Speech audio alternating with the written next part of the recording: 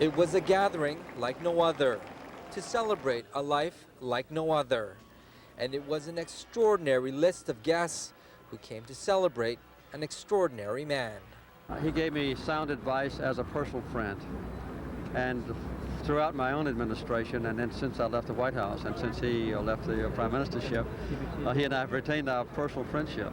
Rarely has the world seen such a scene. Former U.S. President Jimmy Carter sharing his grief with Cuban President Fidel Castro. It was a measure of a man who touched not only a nation, but inspired the world, that Fidel Castro, Jimmy Carter, and the Aga Khan would all come to be honorary pallbearers. Even Prince Andrew, the hind whose mom Trudeau pirouetted, came to pay his respects on behalf of the same monarchy which Trudeau felt so ambivalent about. But above all, Trudeau has been claimed as one of ours, and the entire spectrum of Canadian leaders came to affirm that. It's a celebration in many ways because he was what we wanted all of us to be. And anywhere in the world I travel, his name is always coming up.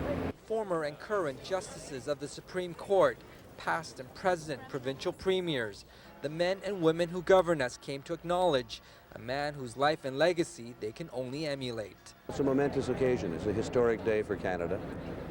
We are saying goodbye and saying thank you to a figure of historic proportions. Actor Margot Kidder and constitutional lawyer Deborah Coyne, with hers and Trudeau's daughter, came to share the private grief of former lovers with a loving public.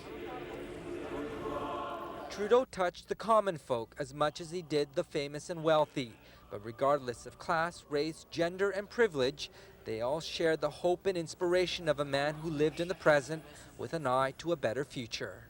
Trudeau always thought about the future. He always invented the future, and so his whole life is a message of hope that you can do things if you apply yourself, and that was his whole idea, that we can all participate.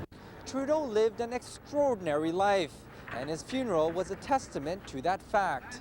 And in the same way his life left an historical legacy, so too will his death be remembered as an historical occasion. In Montreal, I'm Wilson Lee for City Pulse.